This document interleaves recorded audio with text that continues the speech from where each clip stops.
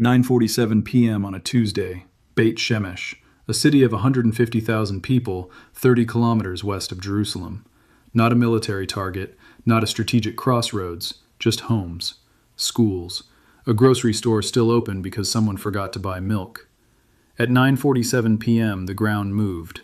Not an earthquake, not a gas line explosion.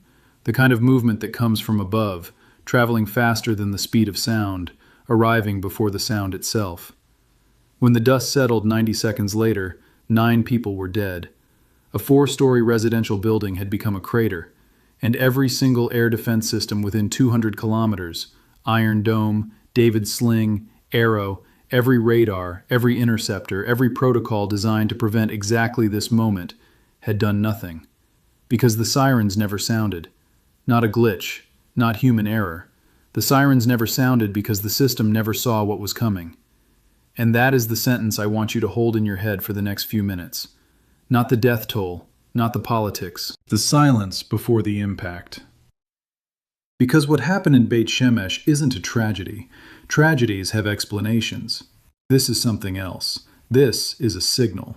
The question everyone is asking is, how did Iran hit Beit Shemesh? That's the wrong question. The real question is, how did Iran hit Beit Shemesh without a single siren sounding? And the answer to that question changes everything about how you understand this war. Israel's official statement came 11 hours later. The usual language. Technical assessment underway, full confidence in air defense capabilities, no further comment. That's the sentence that started alarm bells for me. Not because I think Israel is lying exactly, but because of what they chose not to say. They didn't say the missile was intercepted. They didn't say it was shot down. They didn't say the system detected it. They said nothing. Because the truth is worse than any lie. Let me tell you what actually happened in those final seconds before impact, because almost nobody covering this story has bothered to explain the one detail that matters most. Israel operates 4 layers of air defense. I need you to understand these layers because the missile that hit Beit Shemesh bypassed all 4. Layer 1, Iron Dome. Designed for rockets with a 4 to 70 kilometer range. Gaza, Lebanon, the short stuff. It uses radar to track incoming projectiles and fires interceptors only when the impact zone is populated. Efficient, cheap, combat-proven. Useless against what hit Beit Shemesh. Layer 2, David Sling. Covers the gap between Iron Dome and Arrow, 40 to 300 kilometers. Designed for tactical ballistic missiles, cruise missiles, heavy rockets. This should have caught it. It didn't. Layer 3, Arrow system, 100 to 2,500 kilometers. Strategic ballistic missiles, the big ones. Exo-atmospheric intercept. This is for Iranian ICBMs, not a single missile aimed at a small city. Overkill. But it also did nothing. Layer 4, Green Pine radars. The eyes of the entire system, ground-based, long-range. They see what's coming from 500 kilometers away. They feed data to every interceptor battery in the country. 4 layers, billions of dollars, 15 years of refinement. And on Tuesday night at 9:47, none of it worked. Here's why. And this is the detail I haven't seen anyone else pull on. The missile that hit Beit Shemesh was tracked by exactly 0 Israeli radars before impact. Not one. Not for a second. How is that possible? 2 ways, both of them bad. Let me give you the number first, then the mechanics. Iran spent approximately $3 million on this single missile. Not a swarm, not a barrage. 1 missile. $3 million. In exchange, 9 Israeli civilians dead. 1 residential building destroyed. And here's the part that doesn't fit in the ledger. The complete psychological collapse of the assumption that Israeli air defense means Israeli safety. That ratio is 1 to something you cannot calculate because you cannot price the feeling of a siren that never came. But the money isn't the story, the trajectory is. Most ballistic missiles fly high, 100 kilometers up. They're visible to radar from launch to impact. The Arrow system watches them like a hawk watches a mouse. This missile didn't fly high. It flew low, below radar horizon, below the Green Pines line of sight. It used terrain masking, the hills of the West Bank, the Jordan Valley ridgelines, to hide from every sensor between the launch point and the target. This is not new technology. Iran has had low-trajectory ballistic missiles for years. What's new is the precision. Low trajectory means less time to maneuver. Less time means less accuracy.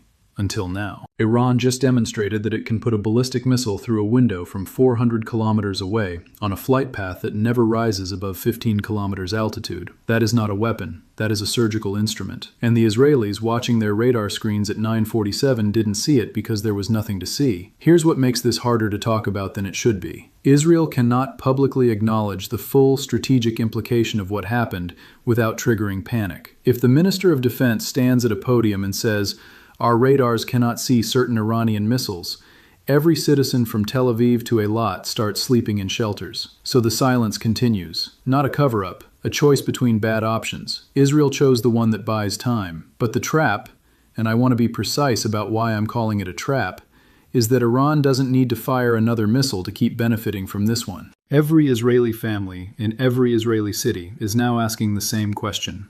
What if the next one comes for us? And the sirens can't warn you against what the radars can't see. That fear is a weapon. It costs Iran nothing to maintain, and it works 24 hours a day, 365 days a year. Israel doesn't have a good move here. I mean that precisely. Both paths lead to the same destination. Option 1. Do nothing. Accept that Iran can strike any city below radar horizon with no warning. This is politically impossible. Governments that accept citizens dying without response don't stay governments. Option 2. Retaliate. Escalate. Strike Iranian air defense infrastructure. This invites a counter-retaliation, which invites another low-trajectory missile, which invites another city wondering why the sirens are silent. Neither option restores what existed before Tuesday night. The assumption of detection, the belief that if something flies toward Israel, Israel will see it coming. That assumption is what died in Beit Shemesh. Not 9 people, though 9 people died. An assumption. And assumptions don't come back with more interceptors or better radars. Here's the piece of this story that almost every outlet has missed entirely. The missile that hit Beit Shemesh wasn't fired from Iranian territory. The math doesn't work. The range is too long for a low-trajectory flight path that stays below radar horizon. So where did it come from? 2 possibilities. Neither of them has been reported in mainstream coverage. Possibility 1. Yemen. The Houthis have demonstrated the ability to launch ballistic missiles toward Israel once before. A launch from western Yemen, flying low over Saudi airspace, using the Red Sea as a radar shadow zone. Feasible. Deniable. Untraceable back to Tehran directly. Possibility 2. Pre-positioned launchers in Syria or Iraq. Mobile tells that moved into position 48 hours before the strike, fired, and dispersed. No launch signature because there was nothing to detect until the missile was already inside Israeli airspace. Both possibilities mean the same thing operationally. Iran no longer needs to fire from Iranian territory. It has built a launch network inside Israel's neighbors. And every country on Israel's border is now a potential firebase for missiles that don't trigger sirens. I've been sitting with that for 3 days, and I cannot find a clean military solution to it. You cannot bomb every road in Syria. You cannot track every mobile launcher in real time. And you cannot explain to a family in Beit Shemesh that the system worked as designed when 9 of their neighbors are dead. Iran doesn't need to fire another missile. The knowledge that it can is doing the work already. Israeli air defense planners are making different decisions today than they were making last week. Patrol patterns are changing. Radar calibrations are being rerun. Interceptor placements are being shifted away from the northern front to cover low-trajectory approach corridors from the east. Every one of those adjustments represents a degradation in coverage somewhere else. Every redeployment creates a gap that wasn't there before, and every gap is a target Iran is already mapping. The most expensive thing Iran destroyed on Tuesday night wasn't a building. It was the psychological safety of 9 million Israelis who went to sleep believing the sirens would wake them if something came.